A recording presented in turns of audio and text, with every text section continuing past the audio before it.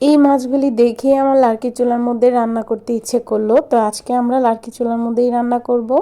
লার্কি চুলা যেহেতু ছাদের উপর, চলে যাব মাছগুলি নিয়ে ছাদে। তো আমরা মাছগুলি নিয়ে ছাদে চলে এসেছি। ছাদের উপর এসে এই মাছগুলিকে কাটছি।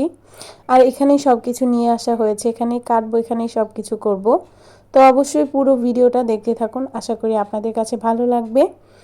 তো এখানে টাকি মাছগুলি দিয়ে আজকে করব টাকি মাছের ভর্তা। আর এদিকে হচ্ছে পুঁটি মাছগুলি দিয়ে বড় পুঁটিগুলিকে আমরা ভাজা করব, আর ছোট ছোট পুঁটিগুলিকে চচ্চড়ি করব।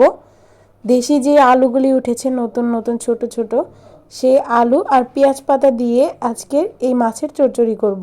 অবশ্যই পুরো ভিডিওটা দেখবেন, আশা করি সবার কাছেই ভালো লাগবে। আমি মাছগুলি কাটছিলাম আর আমার শাশুড়ি বড় বড় যে পুঁটি মাছগুলি আছে সেগুলিকে আলাদা করে দিচ্ছিল, যেহেতু পুঁটি মাছগুলি ভাজা করব আর টাকি মাছের ভর্তা করব। তো যাই হোক, সবগুলি মাছ ভালো করে কেটে বেছে ধুয়ে তারপর পরিষ্কার করে নেওয়া হয়েছে। এবার টাকি মাছগুলিকে একটু হালকা হালকা করে ফেলে নিচ্ছে, এগুলির মধ্যে যেন মশলা ঢুকে। তো সবার প্রথমেই আমি পুঁটি মাছগুলিকে ভেজে নিব। তার জন্য এখানে দিয়ে দিলাম পরিমাণ মতন হলুদের গুঁড়া, মরিচের গুঁড়া, ধনিয়ার গুঁড়া, আর দিয়ে দিলাম স্বাদ মতো লবণ। লবণ দিয়ে তারপর মাছগুলিকে ভেজে নিব। মাছগুলি মাখানোর আগেই ফ্রাই প্যানের মধ্যে তেল গরম করতে দিয়েছি। এবার মাছগুলি মাখিয়ে দিয়ে দিলাম এক এক করে। একটা একটা করে দিতে অনেক সময় লাগবে, এর জন্য আমি সবগুলি মাছই একসাথে দিয়ে দিব। তারপর আমি খুরচনের সাহায্যে মাছগুলিকে ছড়িয়ে ছিটিয়ে দিব।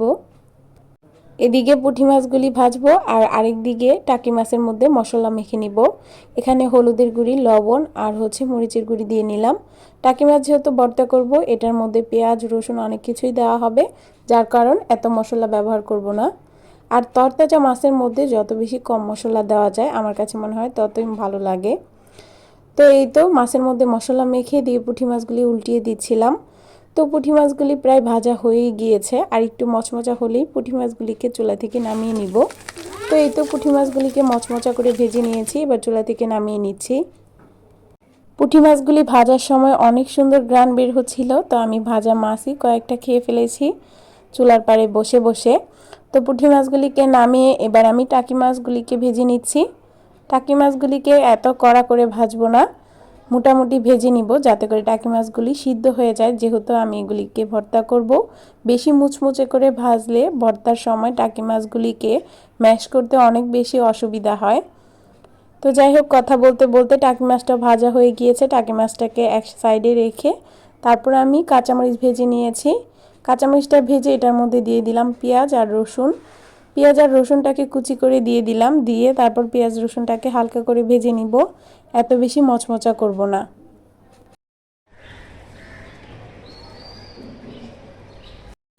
পেঁয়াজটা ভাজা হয়ে গিয়েছে, এবার আমি এটার মধ্যে দিয়ে দিচ্ছি ধনিয়া পাতা আর দিয়ে দিব আদা কুচি। আদা কুচিটা এখন দিচ্ছি না, যে সময় আমি ভর্তাটা বানাবো তখন আমি আদা কুচি দিয়ে নিব। তো এবার টাকি মাছের সব ভর্তার জন্য যা যা করণীয় করা হয়ে গিয়েছে, এদিকে আমি গুঁড়া মাছের জন্য মশলা দিয়ে দিচ্ছি। তো গুঁড়া মাছটা রান্না করছে আমার শাশুড়ি। আমার শাশুড়ি সব মশলা দিয়ে তারপর গুঁড়া মাছটাকে মেখে নিল। হলুদ দিয়েছে, মরিচ দিয়েছে, লবণ দিয়েছে, ধনিয়ার গুঁড়ো দিয়েছে, সব কিছু দিয়ে সরিষার তেল দিয়ে ছোট আলু দিয়েছে আর পেঁয়াজ পাতা দিয়েছে, দিয়ে ভালো করে মেখে তারপর তরকারিটা রান্না করবে। তো এই মাখা দেখে আমার খেতে ইচ্ছে করছে, মাশাআল্লাহ খুব সুন্দর একটা কালার এসেছে। এবার দিয়ে দিল গুঁড়া মাছগুলি। গুঁড়া মাছগুলি দিয়ে আবারও মেখে এটার মধ্যে দিয়ে দিবে অল্প পরিমাণে পানি। এবার আমরা এটাকে করে নিব চচ্চড়ি। এই চচ্চড়িটা আমাদের কাছে খুবই ভালো লাগে। কার কার এই চচ্চড়ি পছন্দ অবশ্যই কমেন্ট করে জানাবেন। তো এই তো চচ্চড়িটা হয়ে গিয়েছে। আমরা ময়মনসিংহের মানুষ এভাবেই চচ্চড়ি খাই, আর আমাদের কাছে বেশ ভালো লাগে। তো আজকের ভিডিওটা এই পর্যন্তই। কার কাছে কেমন লাগলো অবশ্যই কমেন্ট করে জানাবেন। ভালো লাগলে প্লিজ লাইক, কমেন্ট, শেয়ার করে পাশেই থাকবেন। সবাই ভালো থাকবেন, সুস্থ থাকবেন, আমাদের জন্য দোয়া করবেন। আল্লাহ হাফিজ।